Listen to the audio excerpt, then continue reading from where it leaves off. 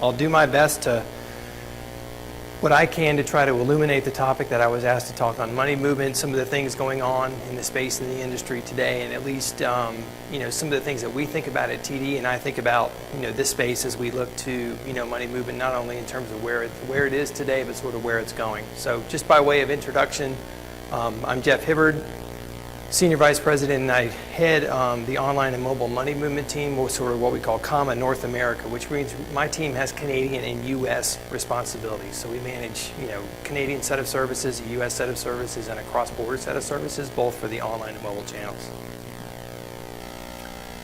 A little bit about TD, kind of give you the sort of the pitch. It's a really large company headquartered in Toronto. Our U.S. regional headquarters is just outside of Philadelphia in Cherry Hill, New Jersey. TD's footprint in Canada is national, west coast to east coast. Our U.S. footprint basically follows the eastern seaboard, sort of Maine to Florida. So if you want, that's kind of our physical store distribution channel. 22 million customers worldwide, about 9 million digital customers, either online or mobile or both. So fairly significant portfolio. We run key business lines in the groups that we talk to here. The U.S., really the Canadian retail brand that you might recognize would be TD Canada Trust. That's kind of our franchise in Canada. And then on the U.S. side is TD Bank, America's most convenient bank, and kind of the retail presence. So large company, over 85,000 employees worldwide. When I was asked to talk about innovation in this space, it's a hard topic to wrestle with. And there were some speakers. I think a fellow yesterday from Capital One Labs did a great job. I'm certainly not going to do a better job than Mark did, really talking about innovation. But I think one of the things I kind of want to set the stage for in the presentation is when you talk about innovation in the money movement space, and you just ask yourself, well, who's doing something that I would consider to be innovative? Who's making something better? Who's doing something different? I just kind of put a couple examples on the slide. There could be 500 other companies on this slide, both in financial services and outside of financial services. Many of the companies that are here today, as vendors, I would consider, doing innovative things. I think kind of the message, on this slide as we talk about money movement innovation, and kind of the clear call out for me using some of these companies as examples is they focused on areas of money movement in which to innovate that I would argue, and we'll talk about this in a slide or two, that in areas of the business that I would call to be more adaptable. So for example, Coinstar. Anybody here familiar with what Coinstar does? So they take that pile of change sitting on your dresser and turn it into something that you can really use it with. Interestingly, a recent innovation with Coinstar is they have an alliance with PayPal now. So you pour your change in the Coinstar machine and you can send it to your PayPal account. If you look at what Coinstar is a simple example. In what they chose to focus on was really a pain point in the process, right? There was friction in the customer experience. You've got this big jar of change. You don't know what to do with that. They made it simple, and they made it easy to take that bucket of change that you've had sitting on your dresser for 2 or 3 years and really do something with it. And I think you can go down the list here and look at any one of these providers. And it's interesting to see where they focus, and it's also, I think, interesting to see where they choose not to focus. None of the providers on this list here in terms of what they do have gone out and tried to change how we clear checks. They haven't gone out and tried to reinvent the wheel on ACH. They haven't tried to go out and design a same-day payment system. What they've really focused on is trying to define a better customer experience through a place where they see a gap in the market, and they're coming at it from different angles. So again, you could add a whole laundry list of examples to this, but I think it's interesting to see and observe not only what they're doing but what they're not doing. When I put this slide together, I wanted to talk about, just some things that I see as kind of current observations in the money movement space. And I've been in this business for, in financial services for close to 17 years, about 12 in digital money movement. And it is interesting to see how the industry has evolved. And so for, those of us who were in the online banking days back in the, early 2000s, we can remember when most of us still had, dial-up modems. You used to send a disk to a customer, they'd download a product to the computer, and they would use it that way. And then really the only money movement capability you had in the business at that point was you could transfer funds between your own accounts, and you might have been able to pay bills. If you think about where we are today, as an industry, we've added many, many more capabilities, but I would argue on the first bullet is that the customer experiences that we've really built out in the industry today still continue to align to traditional product verticals. So most banks, I could probably hazard a guess, just about everybody in the room, your institution it's got bill pay, might have P2P, might have electronic invoicing, it's got transfers between accounts. And you can look at the customer experiences that we have built out over the last decade around those products. They're really largely the same. And you begin to think about it from a product vertical perspective, and you sort of step back from that and say, if you're the bill pay product manager at your financial institution, my guess is your active bill pay customer base is about 30-ish% of your online banking base. Bill pay's been in the market for close to 15 years. And you step back and you say, it's taken me 15 years to get to 30%. What's the next 15 years going to look like? And so I think when you step back from that and you say, where is money movement headed? And I'll talk a little bit about this toward the end of the presentation, is I think we really got to look first inside to what we're doing today as an industry and figure out how we can do things better with the tools and processes that we already have in place. And I'll talk a little bit about that more in a few minutes. The next point here, exponential growth in mobile. I think everybody's been kind of saying that all week. This is really nothing new. It's an interesting observation though when you go to the next point. And for maybe just by a show of hands here, if you have both online and mobile banking and you have a money movement, let's say bill pay for example, how many of you in that product or for online and mobile can do things online that you can't do in mobile with bill pay? Just by a show of hands. Just a lot of folks, right? And probably the most common example is you can't add a payee, or you can't do other things. You may have limits or controls on the product in the mobile channel that you don't have in line. But if you look at what consumers are doing and where they engage us as an industry for money movement services, the industry's everything's clearly, consumers are walking with mobile. That's where they're going. That's the direction. But we limit what they can do. So you really step back and ask yourself, why is it that we don't have parity from a channel perspective? Interesting, I'll bring an example to Canada to bear. We have a P2P service there, email money transfer. It's a great product in Canada, really widely used, very widely adopted. It's been in the market for years. We're seeing dramatic growth, and it's a product you can even make revenue on in Canada. That's even more fascinating because the price point in the States for most institutions is getting beaten down to free. It's a product that, from a channel adoption standpoint, clearly appeals to mobile. We just look at the numbers. I mean, customers bang out these transactions through a mobile device day after day after day. They really love it. Yet we limit what they can do in the mobile channel compared to online. They can't add a new email money transfer payee through mobile. And so when you step back and you just ask yourself and you look at the numbers, the question is, wow, what could the business case really be if I made that a full service channel? Again, customers continue to shift activity to mobile, and you'll see this. And what I really mean there is any computer that doesn't have a cord attached to it and physically sitting on a desk. I mean, it could be a tablet, it could be a handset, it doesn't really matter. And that we think that shift is clearly underway today. You guys see the same thing in your business, and we don't see that changing. Next bullet here, that point that I want to make, barriers to entry have vanished in payments. So you go back to kind of the innovation slide just a minute ago and you talk about PayPal and Bill.com and a lot of these things. It used to be 20 years ago really, really expensive to get in the money movement business, right? You had to build a network, you had to deal with all these regulatory issues, you had to have a legacy clearing and settlement system. Those issues are gone. They're just gone. You can have 5 guys set up a development shop in a garage and they can have a money movement product by the end of the week. And what they're doing is they're just really layering on products on top of existing things that we as banks provide. But clearly the barriers to entry have vanished. And I was in a conversation with somebody the other day and they said, well, isn't this really about, for banks, needing to take back sort of control of the money movement system. And I said, actually I think that would almost be the worst thing that could happen. Because I think really the most eye-opening experience for most banks in money movement in the last 5 to 7 years has been the amount of innovation in the space that's really taken place outside of the banking industry. Because it's been an eye-opening experience to watch that.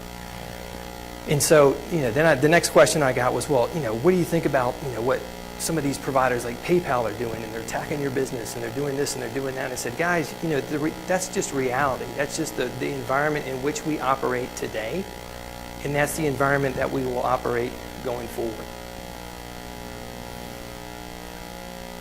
Mobile payments. Let's talk about this for a moment. I mean, this has sort of been a hot topic all week. Just by a show of hands in the room, just curious. How many of you in the last 10 days at your business have had a conversation about mobile payments with somebody in your organization? Like everybody, right? Okay.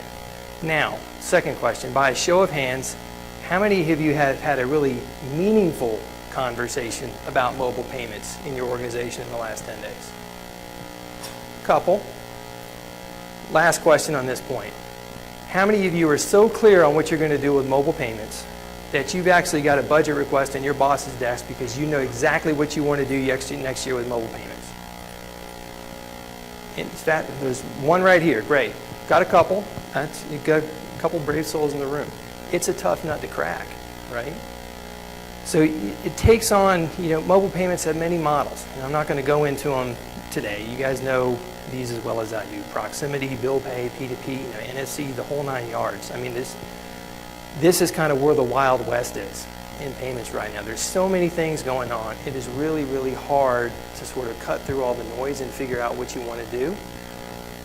What I would tell you is, I think the pace of that noise and the acceleration is only going to continue. As a matter of fact, I would argue that it's going to get even faster. Because you go back to the previous point, these barriers to entry are gone. They're just gone. You get people now who they don't know anything about payments, but they've got a great idea around the customer experience. They build a business in it in a week. And the mobile device is clearly where everybody's headed. Mobile payments is going to be a tough nut for us to crack. And I'd argue today that most of you in the room in the banking industry, and most of us been to the conference this week, you're already doing mobile payments to a degree. If you've got a mobile platform, some kind of offering out there, and they're doing things like bill pay or P2P, you've got customers that are already engaged in the. What I think your frame of reference around mobile payments needs to be is more a frame of reference of it's a journey. You're really taking some of the products that have traditionally been there online today, putting them into the mobile device, offering a more convenient and compelling experience, and then you're going to evolve that over time. It's a journey. So you've already started the journey. That's the good news. The question is really kind of what's the next right step for you as an institution. Last point here is, innovation is happening now. The Capital One folks talked about this a little bit yesterday. I think maybe the flavor that I would add to this, and there was an interesting comment made this morning that, what's innovative, it's kind of went something like this. What's innovative doesn't have to be big, it just has to be helpful. Taking something that's going to be a bad customer experience and turning it into a better one. So it can be incremental. And so, don't think just because, you don't have an innovation lab set up with 3 offices near an airport and you got 100 people dedicated to it that you're not doing innovative things. I think we just need to challenge ourselves and look at some of the same old things in a different way and come up with a better way to do them. This slide here, there was a presentation earlier in the week that kind of took a different tact on this. This is kind of what I call the environmental factors around money movement. And what this begins to frame up is a point of reference in terms of where you think you ought to focus as a business. And so, I just kind of put a simple column there on the left on the things that I consider to be, quote, less adaptable in money movement. Things that they're hard to change, some might even argue that are impossible to change for a number of reasons. They've got business models, they've got legacy systems, they've got regulatory issues, whatever. But if you're looking at where to go in money movement, I would argue that you probably want to spend less time on the left side of the chart and focus more time on the right side of the chart. So if you want to take a plane and you want to fly to DC and you want to go head to head with the regulators in the Durbin Amendment, if you're in the debit card business, go for it. It'd be a great conversation. My guess is at the end of the day, you're not going to really get very far. Same thing with legacy clearing and settlement. If you want to clear checks, probably the most innovative thing that's happened in legacy clearing and settlement in the last 10 years is Check 21. Beyond that, it just clears checks, right? Card networks, the same thing. You know, you want to make interchange get cheaper, you can try. You know, you just go down the list. I would say focus your time and attention on the right side of the chart. And you can make your longer list. I just came up with a few examples here. You know, things you control in your organization, your customer experience. You know, what your customer sees, how they engage your product, the way it's positioned, the way it's branded, what it says, how you present it to them. Well, those are all things within your control. Product workflow. So really important in the money movement business, right? The steps it takes to get through a transaction flow. Is it 3? Is it 2? Is it 1? Is it 10? You know, you want to create an electronic invoice. What's that look like? Make it simple, all right? I mean, it's an easy concept. Sometimes can be hard to pull off, but it's clearly within your control. Pricing strategy, another good one. We've heard some really innovative things this week in terms of, you know, pricing strategy for mobile remote deposit capture. You know, free offering, standard 3-day clearing, but an expedited option for a fee. And then there are, you know, other different models I think you've seen in the industry around money movement where the faster you want something to go to get there, the higher the price point you make. Really within our control. How do you want that experience to be when a customer has a challenge or an opportunity that they need to contact you about? And is that a great experience? Can they do the same thing via email that they can by phone? So clearly an area for focus. The last area, I think it's a tougher nut to crack, but one that I think offers a lot of promise in the money movement space with respect to risk management. How do you manage your business in the context of payment risk? It's a tough conversation to have in your business, but there are clearly many, many more tools and processes available to us today in banking to manage payment risk than we had, 10 years ago, to be able to take a lot of the risk out of the product. And I think this is really got to be a key focus for, banking and money movement going forward, is how do you do a better job at this so as we incrementally layer on new capabilities and opportunities, that your risk team is coming on the journey right along with you and you don't run into roadblocks. Some of the things I thought about just in the context of some emerging themes. I borrowed some from my Canadian brethren on this, but I think a lot of these are kind of relevant to the U.S. market, and I'd love to kind of talk about it here. Faster payment speeds. Everybody's chasing this, right? Bill pay's been, for most of us in the market today, is kind of a next day thing. We're chasing sort of the ubiquitous term instant. Customer just does it and it just happens and it's there and it takes like 3 seconds and it's a tough nut to crack. It's really difficult to do, but I'd argue that from a customer standpoint, this is really what they want. And this is where we really need to go as an industry. It's going to take us a while to get there. I think the exciting thing is when you talk about, the move to instant, if you will, whether it's real or whether you can create an experience that from a customer standpoint appears instant and you can at least guarantee that it'll be. A lot of the existing networks in the money movement business today are out there really trying to redefine their business models to be able to provide this capability in non-traditional ways.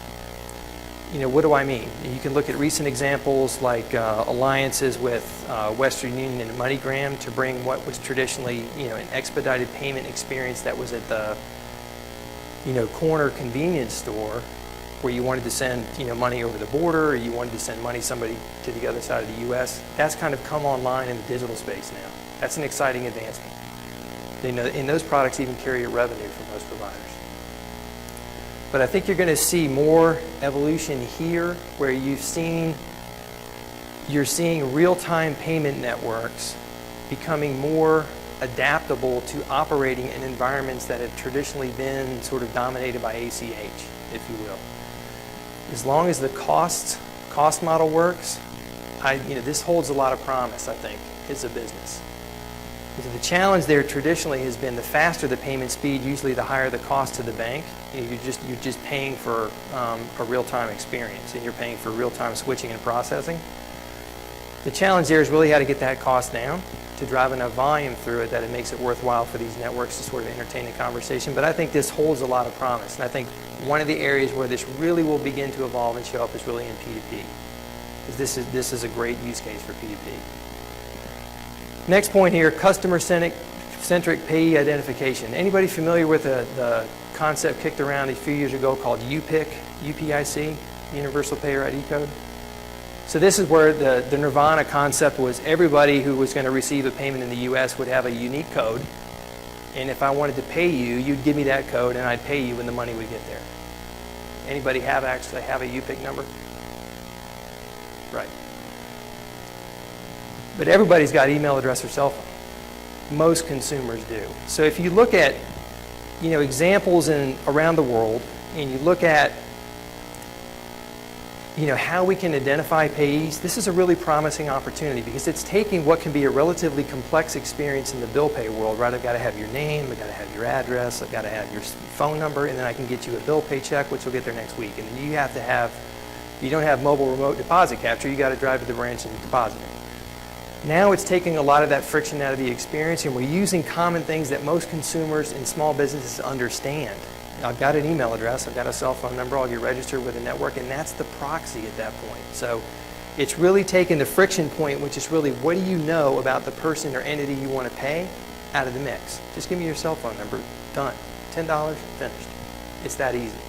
This holds a lot of promise going forward, so I think you'll see, and clearly this is evolving in the P2P space most rapidly. I could expect that this isn't going to go away. Mobile imaging, we heard a little bit about this yesterday in the context of, was it yesterday, or US Bank provided a presentation on it, on the mobile photo bill pay. Great application for mobile imaging, taking the friction between the physical to digital transition out of the mix. Just take a picture of the bill and you're done. Provides a great opportunity going forward. I think we're going to continue to see more of this. And where I would say probably one of the most untapped opportunities, really leveraging kind of the imaging concept, is really QR code. NACHA and other regulatory kind of standards bodies have been trying to develop standards around QR code for billing now for the last couple of years. This is beginning to get a little bit of traction in the industry. Hopefully one day, you as a consumer, you'll see a QR code on your bill, which contains all the relevant information for you necessary to scan it, which can initiate a payment transaction. Will we get there? We'll see. But the fact of the matter is that the conversations are happening, and that may be an opportunity to move forward. The last point on the slide here, really kind of expense management. This is the tough part about money movement, right? Is it can be expensive, and we all manage that challenge in our business. My view on this is, as we move forward as an industry and we begin to tackle on new capabilities and opportunities and begin to bring these things to our customers, we've got to have a more relentless focus on a scalable cost structure for that business going forward. You need to know what you're getting into for the next 3 to 5 years. Is that a sustainable model? Can you run 2x the volume, 3x the volume that you're running to on the expense base in your processing contracts that you got today? This has got to get cheaper. This is kind of a concept that I'm really borrowing from the Canadian side of my business. It's a very different model there, much more scalable from an expense management standpoint. The U.S. has just evolved in a very, very different way. But I think it's one area that, as we look to grow our interactions in the digital channels, like we all want to grow in the next several years, we're going to have to pay closer attention to this going forward in order to make it viable. Looking forward. Ubiquity. Striving for ubiquity is critical. Why am I saying this? Just by a show of the hands in the room, how many of you offer P2P today through some provider? All right, about half the room. If you're in this space in the U.S. today, you've got 3 choices. You can go talk to Clear Exchange. Roughly a third of the retail banking households are one of the Clear Exchange providers for P2P. You can go see Fiserv about their Pop Money platform. That's about another third. And then the other third's trying to figure out what the other 2/3 are doing. I would argue that the ubiquity context in this example, to make P2P really relevant going forward, that consumers are going to really use, it's got to be more ubiquitous with less friction. I want to send you $10. You take Pop Money? No, I'm on Clear Exchange. Well, how do I do that? Well, I can't. Oh, well, sorry, let me write you a check. I mean, that's kind of the experience we have today. And I would argue that to really get to the point of where this is going to be a mainstream payment opportunity in the U.S. going forward, we've got to get to the point where these things talk to one another and they work together. And from the customer's view, that it's seamless. Next point here, it seems really obvious, but it's a fascinating thing in the money movement space. Is clearly you need to understand the business case, because this business it's hard to figure out. It's complex. I can't tell you how many conversations I've had, over my years where somebody was chasing, a better way to do something, only to find out that if we implemented it, our debit card business was going to go out of business. Like there was going to be no revenue there left anymore. And there's a lot of energy focused on doing things in a better way, but it's clearly understanding and balancing what the trade-offs are before you actually get too far down the path. And making sure that you're having the conversations with your organizations, with your partners, to understand, okay, if I want to do this, what does it mean to your business? Do you see, is there a revenue erosion risk here? What's the risk to our NSF business? What's going to happen to checks? It's having those conversations so you're bringing those business partners along the journey. The next point here, focus on the customer experience. It seems really, really simple. I would argue in the money movement space, I think around this, one of the things we need to do as a business is to focus less on product and more about experience and capability. So if you think as a consumer today, and you're at a financial institution and you have bill pay and you have P2P, you have a choice as a consumer. Which one is the right one? I want to send $100 to my landscaper. Is that a P2P payment or is it a bill pay? I've always done it through bill pay. What's P2P about? I would argue that you really have to get to the point where we can begin to consolidate some of these experiences, and it's just about payments. I can see a world in the future where bill pay as a concept, as a product, doesn't exist anymore. It's more about, I need to pay somebody, my bank will figure out how to help me do that, and they'll figure out how do I get there. It's a capability, not a product. And I think to make this stuff simpler for consumers going forward, that this is really the direction in which we need to go as an industry. Understanding the need before solving the problem. I'll pick on P2P for a minute because I think this is a great example. Clearly a need to be able to pay other people electronically. Nobody likes getting a check. Everybody's okay with cash, I think. But if you look at the concepts that P2P started with in the industry 5 to 7 years ago, it was really about, well, we're going to split the dinner check. I'll pay you $25 or whatever if you settle the whole thing. And it was really much more about payment amounts and transactions in the low dollar value. It wasn't in the hundreds. I mean, this was like, how do I give you $10, $20, $15? If you look at how customers use this product today, the average transaction amount's like close to $300. That's not splitting the dinner tab for most people. That's, somebody paying a landlord. That's, settling up on rent. That's, paying a landscaper. So I would argue in the P2P space, did we really understand the need before we solved the problem? Because I think what we've done in some cases, because we've layered on these capabilities product by product, is you as a consumer left there to figure out, well, which one do I use? I've always done this through bill pay, but let me try this P2P thing. Okay, I can go do that. It may take some friction out of the process, but I still think there's a clear need in the money movement space to really understand what you're solving before we actually go solve it. Friction, we talked about this in the context of sort of, channel parity. Take the friction out of the process. And then where you can do that with unique things like GPS camera for mobile, do it, because it's a great experience for your customer. Last point here, and kind of build your team to deliver the digital experience. And it sounds kind of really, motherhood and apple pie, right? I think when you look at in the money movement space, most of us, the most challenging conversations you have in the business today are usually with the three amigos: legal, risk, and compliance. And I'm not picking on any of my business partners in the legal, risk, and compliance area. But also there's difficult conversations with marketing and others. And you step back from that and you say, why is that? You know, where are they in their knowledge life cycle with the digital experience? They're probably not where I am. And whose fault is that? It's mine. I didn't bring them along for the ride. You know, we didn't talk about P2P enough, so that when we get to a conversation about what we need to do around anti-money laundering, that my AML partner is right there with me. They understand it. They know exactly what they need to do. They're comfortable with the product and they're ready to roll. I think as you look at the pace of change in this industry going forward, it's only going to continue to accelerate, and it's up to us to bring kind of the virtual team on board with us on the journey so that we all get to the same place at the same time. It's a hard thing to do, but I think it's a clear call out, you know, not only at TD, but, you know, other organizations that, you know, they need to be as focused on the digital experience as we do, and we need to help them get there. That's the presentation. We've got a couple minutes left. I'll open up the floor for